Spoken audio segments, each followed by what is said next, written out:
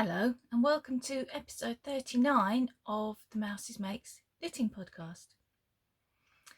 Before I start, let me thank all of you who wished me get well last week. I'm feeling much better and consequently you should get a decent podcast today. I know, there I go, promising things I probably can't deliver again. I'm just going to show you this. My husband bought me a diary and I'm using it now for my notes rather than the big pad that I keep forgetting. It was 75p because we were halfway through January, so I just wanted to show you that for no reason at all other than how nice. But that's why I keep looking down, because I've got proper notes now.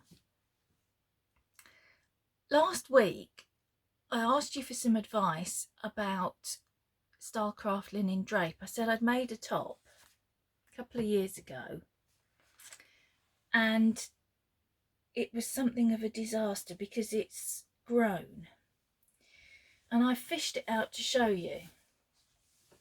It was in a pile to be pulled down actually. Here it is. I don't know if you can see, I've got to take it all the way back here. That's how large the armhole has worked out, and if I hold it up against myself, see, it's right down to my waist. I'm not sure, now that I look at it again, I'm not sure that it has stretched, because I don't know if you can see, I went round the armhole, I crocheted around it to stabilise it, and there's a seam there that's got no give in it at all.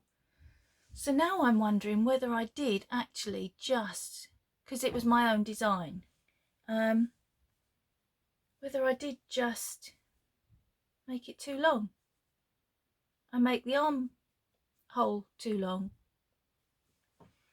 So I'm going to have a try, I think. I might still pull that down because it's of no use to anyone but Ewan, and he's not going to wear it, is he? And then I can maybe use the yarn for something else. But yeah, the other linen drape that I've got, I might certainly try a summer top. That was just sort of clearing up something that came up last week. If you didn't watch last week's, you probably don't know what I'm going on about. And here goes the voice again. Oh, right. I have got some finished objects this week. I've got a new cast on, and I've got update on a long running project, and a disaster. I'm going to save that. I'm going to save the disaster. Show you later. First thing I finished, and I amazed even myself in doing it, were the socks. When I saw you last week, had I got a heel on this one? Not sure that I'd even got the heel on the first sock. Well, I wanted to enter them into Denise Dear Designs running a Year of the Sock 2022, and I wanted to enter them, and I didn't think I was going to get them finished. January's clue prompt was grey skies, so they had to be finished by the end of January. And somehow I managed to get my sock mojo back over the weekend and knit a whole sock. I'm quite pleased with myself, and I've cast on, yesterday I cast on February's socks. The February prompt is tickled pink, but I'm not going to show you those till there's like half a ribbing. There's no point showing you that. So back to these ones. Let me show you the other side. That's the wrong side and the right side. This is mostly the DunBroch sock pattern by Kay Jones from the Bakery Bears. I did a different toe to her. I did the toe that I normally do. I did a shorter cuff than she recommends, because I think her original pattern is possibly meant to go with walking boots, so it's got quite a long cuff that you turn down. And rather than a heel flap and gusset, I've done an afterthought heel, just because I wore a lot of socks that I'd made when I first started making socks a year ago. I wore over Christmas, and they all had afterthought heels, and the afterthought heels fitted me really well, so I've gone back to that recipe for a bit. I apologise if you can hear banging. The house next door is having some work done, and the man has chosen today to go on the roof and fix tiles and whatever else he's doing up there, and I can hear the banging, but I don't know if you can. I've waited till lunchtime in the hope he might go for a lunch break. Right, then knit cuff down. The yarn I used was Drops Fable in colour is 115. I've got, well, I was going to say I've got that much left. Oh gosh, there's a poppy hair on that. I've got that much left from a 50-gram ball after doing one sock. I had two 50-gram balls, and they were what was left over from the mitts I knit at Christmas, the elephant mitts. So the first sock I knit from the ball I'd already started with, and this was a new ball. So I know there's probably 30 grams there. There's quite a lot. Well, maybe that's a stretch. Maybe 20. I don't know. I should weigh it really rather than give you a load of nonsense. That's those. Very pleased I got them finished and entered. Hopefully Sock Mojo is back. I certainly cast on the next pair quite happily, but we'll see. We'll see. I've got to look at my notes now. Because I've got notes, I feel the need to look at them. If I don't write notes, I just look around and see what I've got, and then I think, oh, I'll move on to this now. But now I've got to be organised. I'm going to tick it off. I'm going to be spectacularly organised and tick it off. Okay, I will link the pattern for those socks down below. I've got a new cast on, which kind of ties up to the linen drape issue. I've cast on the Love Note. Get it out. By Tin Can Knits. I'm probably going to make it a bit longer than that.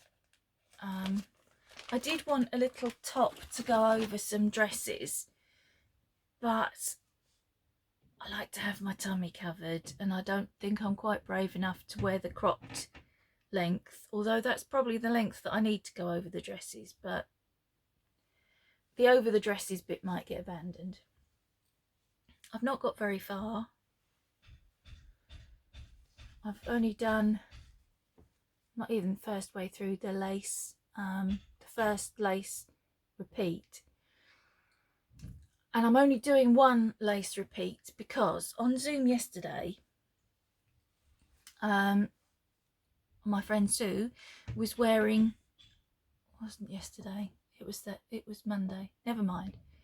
On Zoom at some point earlier this week, Sue was wearing one, and she'd just done one repeat of the lace, and I thought that looked really nice because it's quite deep otherwise, and it will come down and show your bra, and it's quite possible that I'm not going to want to wear it with something underneath it, as this one I'm knitting in DK. You're going to know which DK.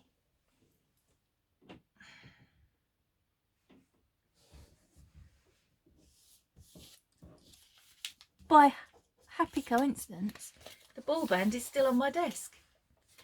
It's Stylecraft Batik.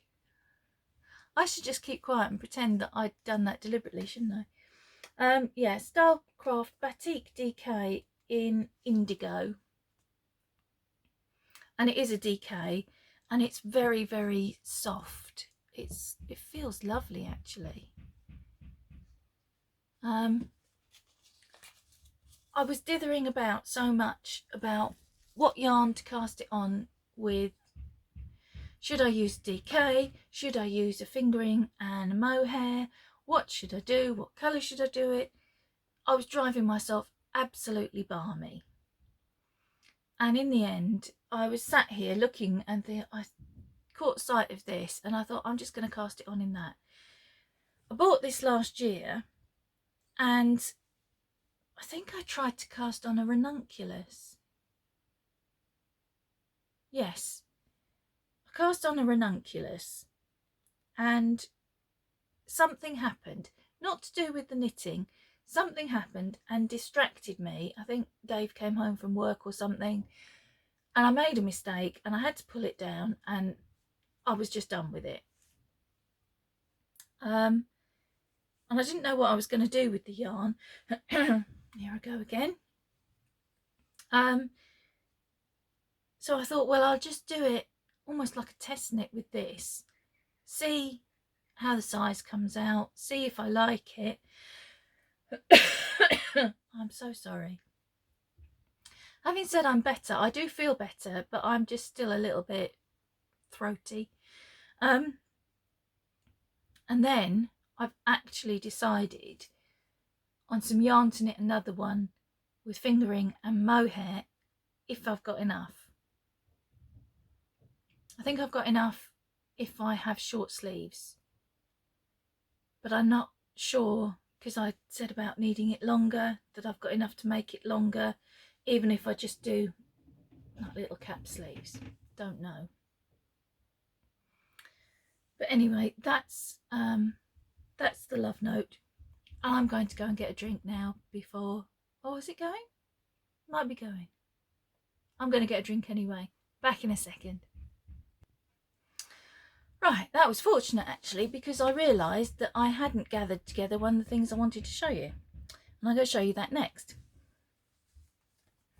I think I'd cast this on and showed it to you first episode this year. It's the On a Whim Cowl. And pattern's also on my desk. The On a Whim Cowl by Samantha Main.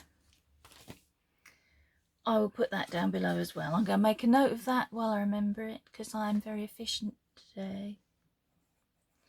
And I think when I talked about it before, I called it something else, which is not its name. Just to confuse matters even more. Right, I am now exactly halfway through it. That's where I was last time. Where that little piece of Battenberg is hanging. That came in my stitch marker advent from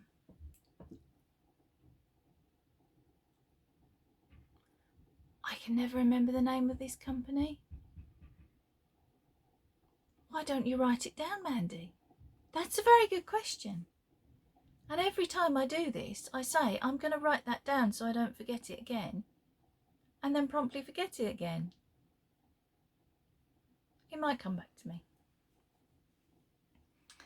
The name I want to say is wrong, but similar. That's no help to anybody, is it? Just shut up and get on with it. Right, so I'm halfway through, literally exactly halfway through the pattern. It's one of those things that I start knitting on it, and until I get back into the rhythm of the colour work, I think, oh, I should never have cast this on. I hate colour work. Why am I doing this? I don't like doing colour work. And then I get into the rhythm of it and I'm like, yeah, this is brilliant. I love this. Why don't I do more colour work? So we're halfway through. I'm hoping it's still going to fit over my head. I think it will. Because those are my floats. I can't leave great long floats. I know you only have to catch them, well, opinions vary. Some people say every 3 stitches, every 5, every 7. I can't do that. I have to weave them all, every stitch as I go. It's just something I've always done. And I mean, there is still a fair amount of stretch. Still stretchy, it's okay. The yarns I'm using, because I'm trying to work from stash this year, remember, is the main colour, it's upside down, King Cole Splash in Storm, 100% acrylic. And the contrast is Bonnie Babe Sparkle DK. It's white and it's got a very fine green sparkly, well, it's kind of green some ways, pink some ways. Holographic, is that the word I'm looking for? I don't think it is, but you probably know what I mean. I bought that when I was doing Christmas in July knit along last year, and it was to go in a red jumper, and that was colour work obviously, and it all went horribly wrong. Something went horribly wrong with my stitch count. I ended up with only 50 stitches. When I divided it all for front, sleeves and back, I had only 50 stitches for the back. I don't know what went wrong there.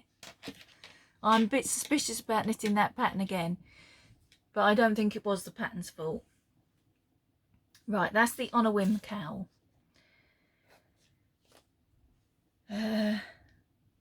The last thing, no it's not, I'm going to save the disaster for last. I'm knitting the Triangulum Blanket by Ellie Jones from Craft House Magic. And I'm knitting it instead of doing a temperature blanket. So there's no relation to the temperature or anything. I'm just knitting a square. I keep saying a square, but it's a triangle. Or as Ewan used to say when he was little, a chinangle. I'm knitting a triangle a day in lieu of doing a temperature blanket. And I thought what I'll do, rather than subject you to it every week, is on the first episode of each month, I'll just give you an update. And that way you should hopefully see it growing quite quickly. So let me try and deal with these ends. This is where I am so far. I'm doing it, if you've seen it before, I'm sorry that I'm telling you the same thing again, but I know there are some new subscribers who might not have been subjected to my my particular brand of control freakiness before. So I'm knitting it in a kind of organised chaos because it's the only way I can manage. I've started, this will be the centre of the blanket, this green hexagon, and this light, solid light green was from Little Lycac Yarns, that's Mojito. All 3 of these colours I used in my Rocket Tea that I finished end of last year. And they went so nicely together that I put them together in the hexagon. So that is the centre of the blanket. Then I'm building it up a ring at a time around the centre.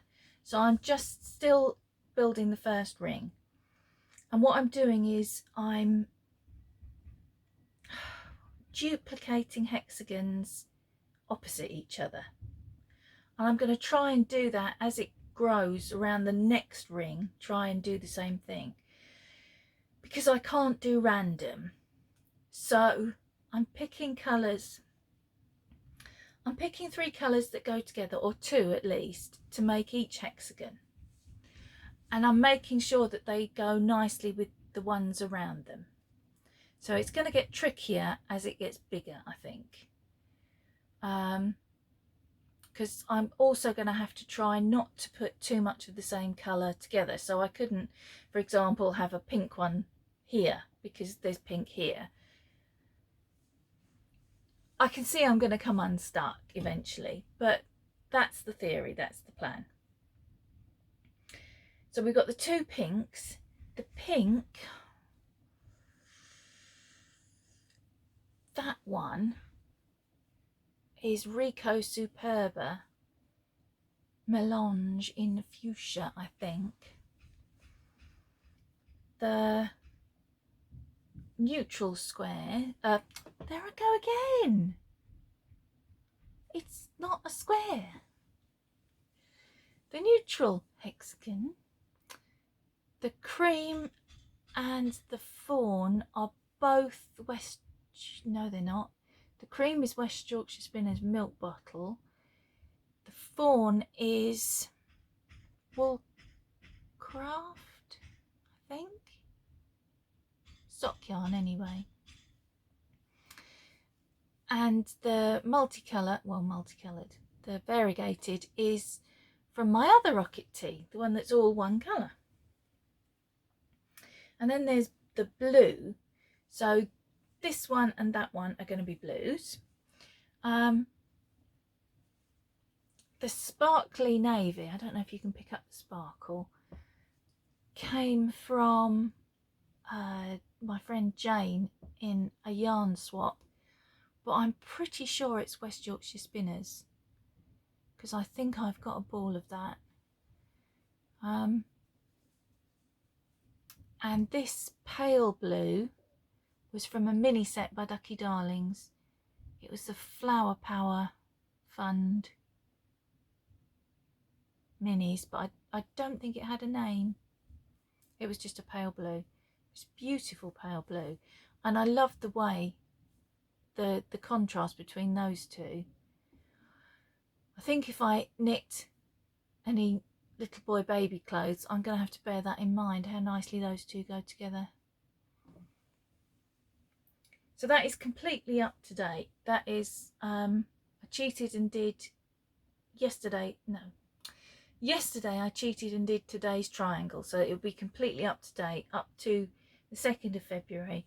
So it's 33 triangles in there so far. That's every day this year. There are quite a few ends still dangling, but I leave them in case I need to close up an intersection. So here, in the middle of the hexagon and where they join onto others, there's a little, like a little hole gets left, and I just join that up. And I think when I've finished it, I don't think I'm going to block it. I mean, I'll probably give it a rinse, but I'm not going to try and flatten it out because I love that sort of quick every week. I lose control of my speaking mechanism. I love the quilted look that you get from it. So that you will see again, first episode in March. Right, thinking about it, it won't have a great deal more work on it, will it? Because February is quite a short month and I've already done 2 days. So it'll have 26 more triangles. So it'll have less triangles added than it's already got. I do try and stick to just one a day, but it's really, really hard. Because I think it's like Marmite. I was talking to a friend the other day and she said she didn't think she'd get on with it, but I struggle to put it down. And I know another friend is making it as well, Caroline. She was the same. You've just got to keep, you want to see how it comes out. So that was the long-term project update. That only leaves my disaster.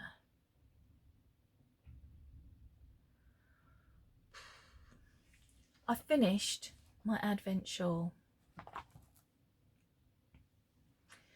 You're all wondering what the disaster is, aren't you? I finished it and I popped it in to block. Barely warm water in a bowl, and you put it on, and if any of you have ever blocked anything that's knitted with wool, it kind of floats, doesn't it? So you have to squish it down into the water. By the time I'd squished it down once, the whole bowl was full of bright blue water. It ran. It ran like red rum at the 2:15 at Aintree. Or if you prefer, like Usain Bolt lapping himself whilst demonstrating the speed of light. Oh boy, did it run. And I snatched it back out and I rinsed it, and it looked such a mess. And I was furious because I know dark colours can run, and I hadn't thought to just wet a bit of kitchen towel and see if it was going to run. But in fairness, I needed to block it, and I didn't want to steam block it. So I don't know quite how I would have got around that. I suppose I could have misted it with water. I don't know. But I went on to our group and went, and luckily for me, 2 or 3 people on there, well actually more than 2 or 3, there are a few people who die on. And Amanda from Little Lycac straight away came back and said, keep rinsing it, just keep rinsing and rinsing and rinsing. And then a couple of the others came on and said, yep, do that, that's all you can do. So I did. I rinsed and I rinsed and I rinsed, even though I was a little bit frightened to put it anywhere near water again. But it's better than it was. It's not great. I don't know how well you're going to be able to see this. Let me start at this end. This corner has got a bluish tinge to it. You can probably see it better on the wrong side. Do you see, sort of from here to here, bluish tinge. There's little blobs of blue here and there as you go along. Then we get to the cream stripe. The cream stripe isn't quite cream anymore. It's, even at this end, a bit grubby looking. But as you go along, this cream stripe, oops, ends up turquoise. And this end is the worst affected. Again, let me show you the wrong side. If you look at the peachy edging, you can see here there's a big blob, and the rest of it, the camera's not really picking it up, but it's quite it's a bit grubby looking. It reminds me of, you know, when your children have got a favourite blankie that they carry with them everywhere, and it gets sucked and it gets dragged along the ground and it ends up just looking a bit disreputable. I put it against the other cream, the other peach, if you can see. Not really. This end just looks grubby compared to the rest, which is a little bit frustrating because the fabric it's made is lovely. Let me see if I can give you a proper look at the shawl.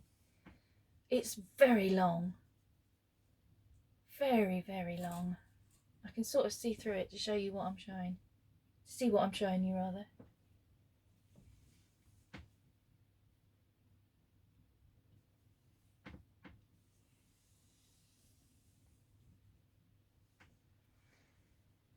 There's a lot of it, and the fabric is lovely, and it's got a really nice drape to it.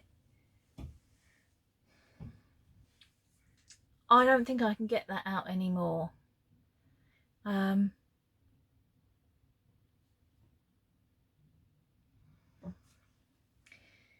It's frustrating, not only because it was making a really lovely shawl, and it is still a lovely shawl. I just have to get over the fact that a couple of the ends look a bit, I mean, this end you probably wouldn't know unless I told you, because it's all variegated yarns, and you would think that maybe it was meant to be that colour. Although it does look a bit grubby looking there. That looks just a bit grubby. And that's what frustrates me, because it looks grubby. If it looked like it had picked up dye, that would be bad, but I don't think it would bother me as much as the fact that it looks dirty. Because that's exactly what this end looks like to me. Like someone's been dragging it along the floor. Yeah, so that was 80 hours of work down the drain. I will still wear it, but I can see that it's going to be a sling it round me when I go in the garden for a coffee and it's a bit chilly, rather than wear it for anyone to see, which is a shame. But I think what I'm going to do is I will probably knit this pattern again, but with yarns that I've tested for colour fastness, if that's a word. It's a shame, and it's annoying, but it's not the end of the world. It does leave me with the problem though. Hang on, let me finish fiddling about with this.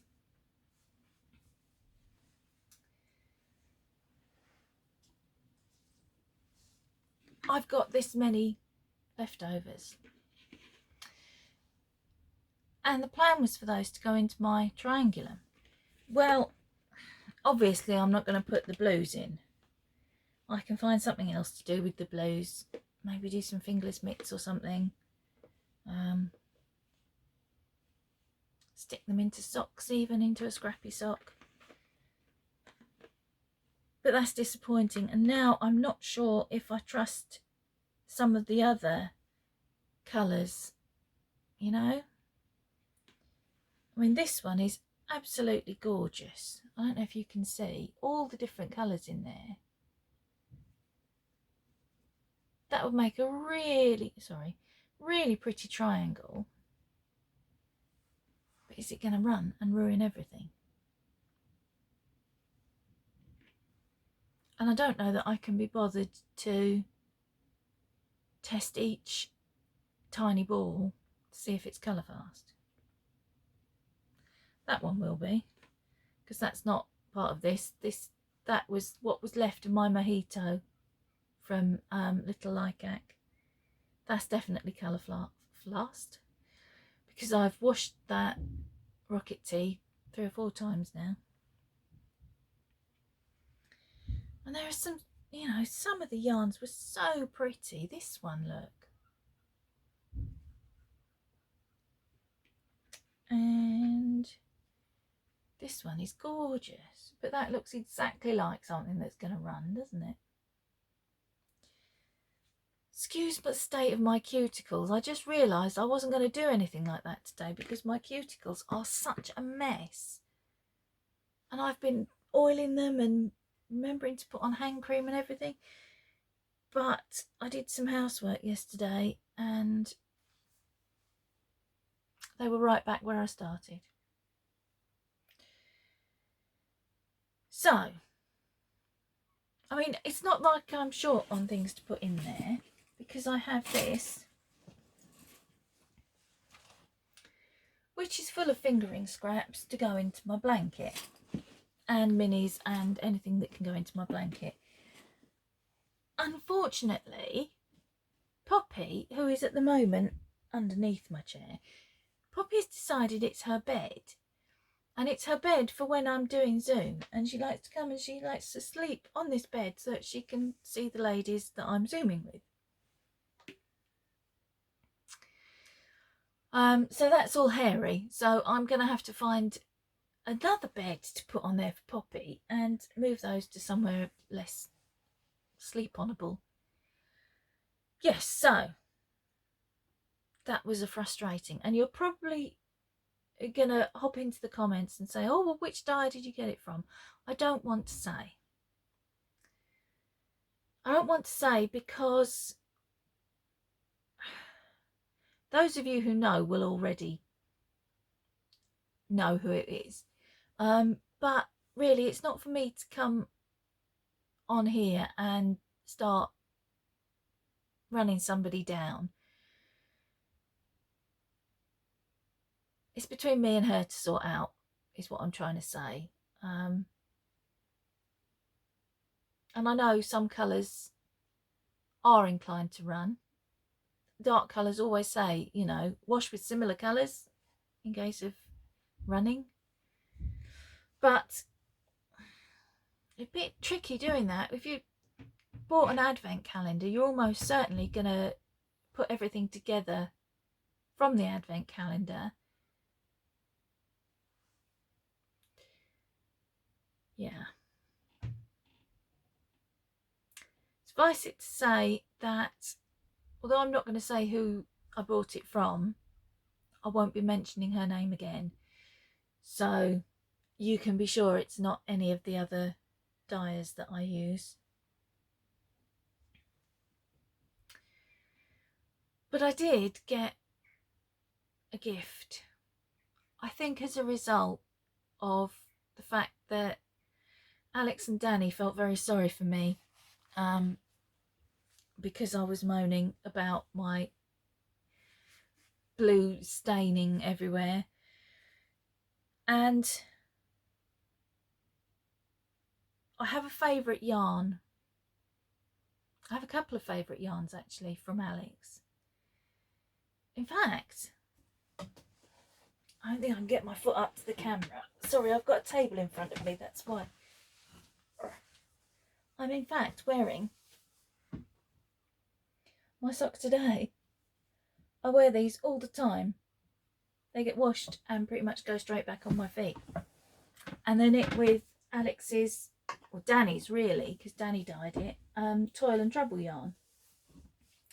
And I've done nothing but moan since October that it was kind of a one-off colourway and they couldn't seem to find the recipe again because it wasn't written down at the time, and they've been trying. And so Alex has sent me this, which is kind of the new and improved Toil and Trouble. It's on high twist, so it looks a little different, but it's got all the colours in there of the original. And she's decided that the original Toil and Trouble is a magical colourway that only appears when it wants to. So I'm going to propose that she rename it Brigadoon. This can be Toil and Trouble, and the original can be Brigadoon, because there used to be a film, it's a very old film, about a mythical Scottish village called Brigadoon that only appeared once every 50 years or something like that. I'm trying to think who was in it. It was one of those 50s colour films where all the colours are bright and it was just nice to watch on a grey, miserable Sunday afternoon. Gene Kelly, I think, was in it. Some of you may remember it. Others may be either too young or just never managed to catch it, because the film, a bit like the mythical village, only pops up once every so often. I don't think it was a terribly popular film. It's not like Singing in the Rain and, you know, they're on fairly regularly. But it's one of my favourite films. Yeah, so I'm proposing that we call this original colourway Brigadoon from now on. I shall have to write to her and tell her. Anyway, I think that's everything. So, yeah. Bit of a disaster. Well, it's not really a disaster, is it? It's a mishap.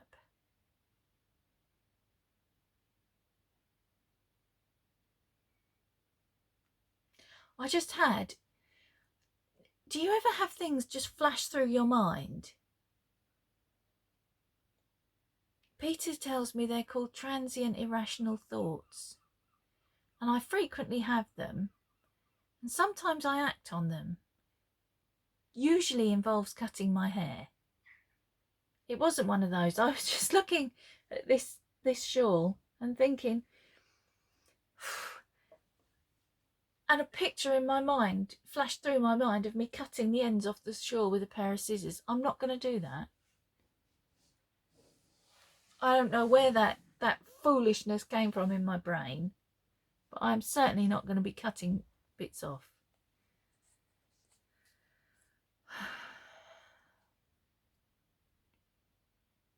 Right, let me check my kitty cat diary. Sorry, pencil fell out. Yeah, that's definitely everything.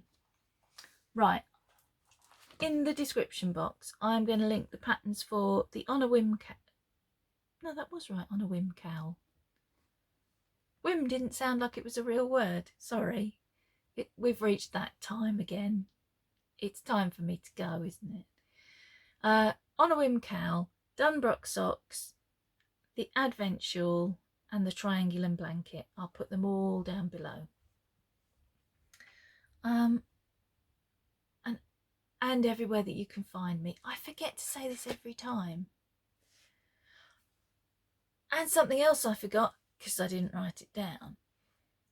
I noticed we're almost up to 500 subscribers. I don't know, so I keep saying we. I'm not the queen. It's only me. I've been keeping an eye on it for a few weeks, and it's been bouncing about in the 480s. It goes up to like 489, and then it goes down to 482, and then it goes up, and then it goes down. At the moment, we're at 491. I'm at 491. So I'm thinking that when we get to, again, when I get to 500 subscribers, I should probably do a giveaway. I think it's going to be a subscriber only giveaway. I can see the list of subscribers on my YouTube. It's not an app thing. I've definitely been talking too long. My brain has run out of words. So I think we'll do that when we get over the 500. I'm not sure what it'll be. It might depend where in the world you are if you win. The reason I say this is one of the winners of the Sock-along prizes was in Holland, and I posted her prize to her first week in November, and she got it last week. So the last week of January, and in between times the pair of us had been having mini meltdowns that it had, you know, gone missing somewhere along the lines. Whether it got held up because of COVID and staff shortages or Brexit and customs stuff, I don't know. But it took all of November, all of December and most of January to get there. So nigh on 3 months to get from England to Holland, which is just nuts. So I'll have a think about what the prize may be. It might be a pattern that I can send to you electronically rather than a physical prize. That might be the easiest way to go, because then I can send it to you either via Ravelry if you're on Ravelry, or if not, I can send it by email, or there'll be some way to do it. That might be the safest option. Right, that definitely is everything now. And I'm going to go. I'm going to have some lunch because my tummy just rumbled very loudly. I hope you didn't hear that. The man stopped banging on the roof though, so there's that. And I will be back again next week to bother you once more. Bye guys.